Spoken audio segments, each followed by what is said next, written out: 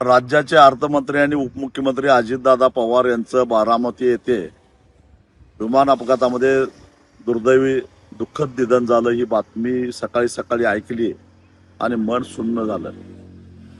महाराष्ट्रानं एक उमद्या स्वभावाचा, एक दिलदार आणि मोकळ्या ढकळ्या स्वभावाचा नेता गमावलेला आहे.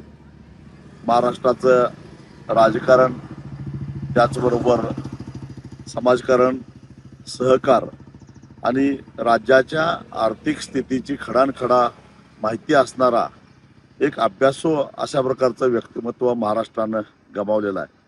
गेल्या 2 दशकामध्ये महाराष्ट्राच्या राजकारणावर अजितदादांचा प्रचंड असा प्रभाव होता. शेतकऱ्यांच्या प्रश्नावर अनेक वेळा मी त्यांच्यावर टीका टिप्पणी केली, पण त्यांनी कधीही व्यक्तिगत पातळीवर ते घेतलं नाही. एवढ्या टीका टिप्पण्या होऊन सुद्धा आमचा व्यक्तिगत स्नेह मात्र तसाच होता. एवढ्या दिलदार मनाचे अजितदादा होते.